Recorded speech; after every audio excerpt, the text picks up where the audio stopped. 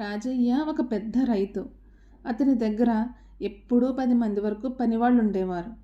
వాళ్ళంతా ఎంతో కాలంగా నమ్మకంగా పనిచేస్తున్నారు. వాళ్ళల్లో ఒకతను ముసలివాడు అవడం వలన పని మానేసి సొంత ఊళ్ళో ఉన్న కొడుకు దగ్గరకు వెళ్ళిపోయాడు. అతని స్థానంలో కొత్తగా చిన్నయ్య అనే అతన్ని పనిలోకి తీసుకున్నాడు రాజయ్య. చిన్నయ్యకు పని అంటే బద్ధకం. కబుర్లతో కాలక్షేపం చేస్తూ ఉండేవాడు. చిన్నయ్య పనితనం మిగతా వాళ్లకు నచ్చేది కాదు. చిన్నయ్య, యజమాని మనకు అడిగినంత జీతం ఇస్తున్నప్పుడు పని కూడా సరిగ్గా చేయాలి కదా. నీ వలన మా పని వెనకబడుతుంది. ఇలాగే ఉంటే నీ గురించి యజమానికి చెప్తాను అంటూ పాపన్న అనే మరో పనివాడు హెచ్చరించాడు. దాంతో చిన్నయ్యకు పాపన్న మీద చాలా కోపం వచ్చింది. నిజంగా యజమానికి ఫిర్యాదు చేస్తే తన పని పోతుందనుకుని తన యజమాని దగ్గర మంచిగా ఉంటే తన మీద చాడీలు చెప్పలేరు అనుకుంటూ ఎలాగైనా తన యజమాని అయిన రాజయ్యను పుట్టలో వేసుకోవాలనుకున్నాడు చిన్నయ్య. చిన్నయ్య తనెంతో నమ్మకమైన పనివాడిలా రాజయ్య దగ్గర నటించేవాడు.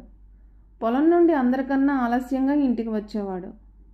అప్పుడు రాజయ్య ఇలా అన్నాడు ఒకరోజు, ఏరా చిన్నయ్య, అందరూ త్వరగా వచ్చేస్తే ఇంతవరకు నువ్వేం చేస్తున్నావు అని. అయ్యగారు, ఎంత పని చేసినా నాకు తృప్తి ఉండదు. చేనంతా నీరు బాగా అందిందో లేదో రోజు సాయంత్రం చూసొస్తాను అంటూ వినయంగా చెప్పాడు చిన్నయ్య. వాడికి పని మీద ఉన్న శ్రద్ధకు రాజయ్య ఎంతో సంతోషించాడు. చిన్నయ్య మీద మంచి అభిప్రాయం వచ్చింది రాజయ్యకు. ఒకరోజు రాజయ్య చిన్నయ్యను యథాలాపంగా ఇలా అడిగాడు, ఏరా, తోటంతా బాగుందా? పూత ఎలా ఉంది అని. అప్పుడు చిన్నయ్య ఇలా అన్నాడు, బంగారంలా ఉందయ్యా. శ్రద్ధగా పనిచేయడం కూడా తప్పైపోయింది. ఎక్కువ కష్టపడితే మాత్రం జీతం పెంచుతాడా ఏంటి అంటూ నన్ను ఆడిపోసుకుంటున్నారయ్యా అంటూ బాధగా ముఖం పెట్టాడు చిన్నయ్య. ఎవర్రా అలా అన్నది? చెప్పు, వెధవల్ని చర్మం వలిచేస్తానని అంటూ కోపగించుకున్నాడు రాజయ్య. ఇదే మంచి సమయం అనుకుని చిన్నయ్య పాపన్న మీద లేనిపోని చాడీలు కల్పించి చెప్పాడు. దాంతో రాజయ్య పాపన్నను పనిలో నుండి తీసేశాడు. చిన్నయ్యకు ఏనుగు ఎక్కినంత ఆనందం వచ్చింది. ఇదంతా చూసిన జంగమయ్య అనే మరో పనివాడు చిన్నయ్యకు 4 తగిలించాడు. ఏరా, అంతా పనోళ్ళమే మనం. వాడి మీద లేనిపోని చాడీలు చెప్పి నోటిగూడు తీయిస్తావా? ఇలాగైతే నువ్వు ఎన్నాళ్ళో పనిలో ఉండవు అంటూ తిట్టాడు జంగమయ్య.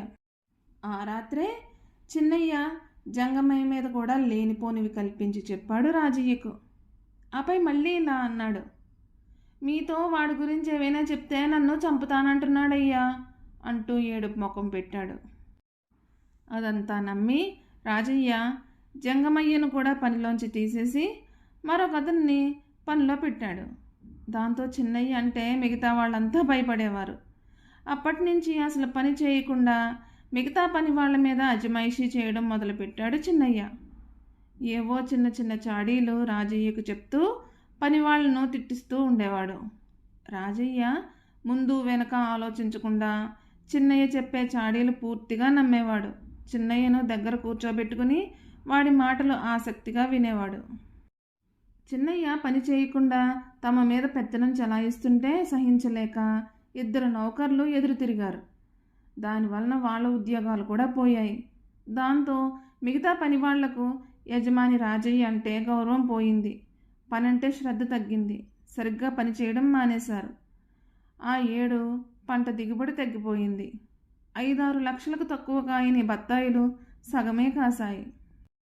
పక్కనున్న వెంకయ్య తోట రెట్టింపు పంట పండడంతో రాజయ్యకు అనుమానం వచ్చింది. ఏరా, వెంకయ్య తోట అంత దిగుబడి వస్తే మన తోట ఎందుకు కాయలేదు? మీరంతా సరిగ్గా పనిచేశారా? ఇలాగైతే మీకు తిండి దండగా, పని నుండి తీసేస్తాను అంటూ విరుచుకుపడ్డాడు రాజయ్య. చిన్నయ్యకు భయం వేసింది. తన గురించి తెలిస్తే ఏదో ఒక రోజు పనిలో నుండి తీసేస్తాడని అనుకున్నాడు. అప్పుడు చిన్నయ్య పక్క తోటి యజమాని అయిన వెంకయ్య దగ్గరకు వెళ్ళి ఇలా అన్నాడు, అయ్యా, మీ తోట ఈ ఏడు బాగా కాపు కాసిందంట కదా. మాది సరిగ్గా కాయలేదని మా యజమాని విరుచుకుపడుతున్నారు. అందుకు మేమేం చేస్తాం? మీరు శ్రద్ధ బాగా తీసుకున్నారు కనుక కాసింది. అంతేకాని ఆయన తోటలో ఉన్న పళ్ళను మీరు పనివాళ్ల చేత దొంగతనం చేయించారని మిమ్మల్ని అనడం ఏమన్నా బాగుందా అంటూ యజమాని అయిన రాజయ్య మీద కూడా చాడీలు చెప్పాడు వెంకయ్య దగ్గర. వెంకయ్యకు ఒళ్ళు మండిపోయింది.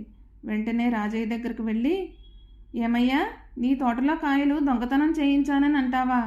పెద్ద మనిషి అనవలసిన మాటలేనా ఇవి? నీ మీద గ్రామ పెద్దల దగ్గర ఫిర్యాదు చేస్తాను అంటూ కేకలు వేశాడు. దాంతో రాజయ్యకు ఏమీ అర్థం కాలేదు. నేనలా అనడం ఏంటి వెంకయ్య? మా పని వాళ్ళ మీద కేకలేశానంతే. పక్కపక్కన ఉన్న తోటల్లో ఇంత దిగుబడి తేడా ఎందుకు వస్తుందని తిట్టానే కానీ మిమ్మల్ని పల్లెత్తు మాట అనలేదు. ఎవరో కల్పించి చెప్పారు మీకు అంటూ తన గురించి చెప్పాడు రాజయ్య. ఇంకెవరు? మీ పనివాడైన చిన్నయ్య మొత్తం అంతా చెప్పాడు. ఇంకోసారి ఇలా జరిగితే మర్యాద దక్కదు అంటూ హెచ్చరించి అక్కడి నుండి వెళ్ళిపోయాడు వెంకయ్య. అప్పుడు రాజయ్యకు జ్ఞానోదయం అయింది. చిన్నయ్య అసలు రూపం తెలుసుకున్నాడు. ఇన్ని రోజుల నుండి వాడు ఇతరుల మీద చాడీలు చెబుతుంటే గుడ్డిగా నమ్మినందుకు బాధపడ్డాడు.